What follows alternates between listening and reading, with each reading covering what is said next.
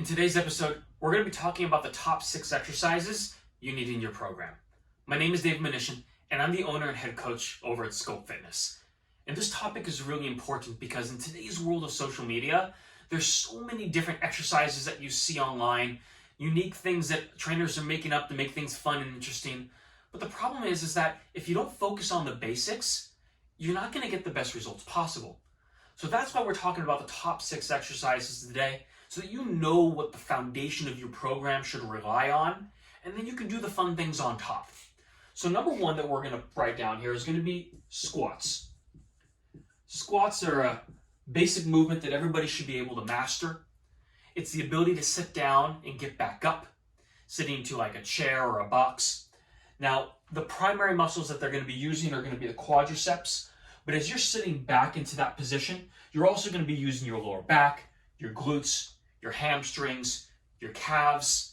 You're even going to be using your upper back muscles as you're keeping correct posture. And so there's a lot of muscles being worked in this movement. But the primary one is going to be the quadriceps.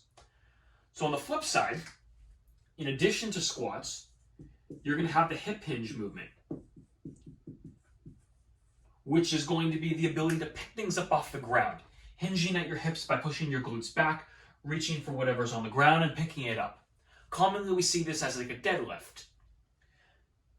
Now, the exercise is going to be working out primarily your hamstrings and your glutes.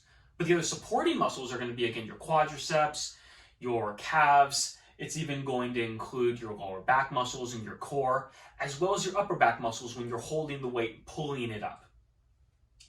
Now, the exercise that incorporates both the quadriceps and the hamstrings, both sides of the leg, is going to be the lunge.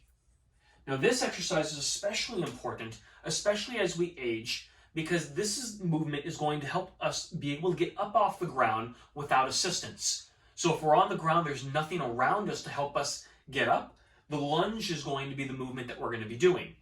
And so this works, again, the hamstrings and the quadriceps, but it's also going to be working out the smaller muscles in the knee that work on balance and stability. Now let's go over to the opposite side of the body. We're going to do now the upper body. So number 4 on this list is going to be the press. So the press motion is anything pushing away from your body, either forwards or above you. So this incorporates a chest press, a shoulder press, anything that's pushing away.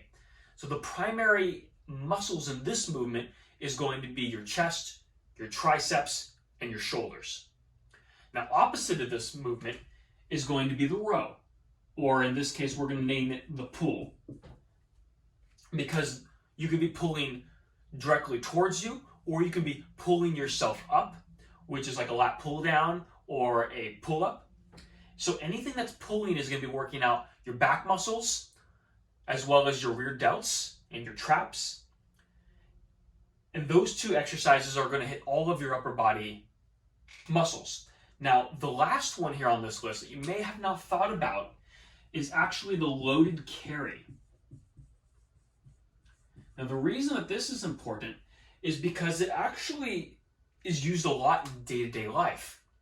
So this is your ability to hold maybe a grocery bag in each arm. This is your ability to hold just a bag in one arm, maybe a suitcase, or carry something up by your chest as you're walking.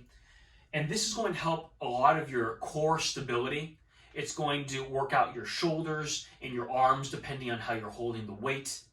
And it's also going to work a little bit with stability when you're walking, making you aware of your structural posture. This is especially important for a lot of moms when you have to carry the baby so that you're maintaining good posture, carrying the little one.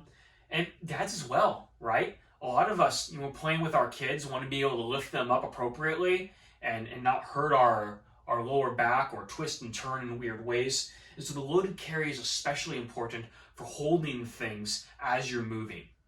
So these are the top 6 exercises that should be included in any resistance-based program. And if you focus on these 6, you're going to have much better consistent results with your training, and you're going to feel the difference of being able to move your body in all these ways.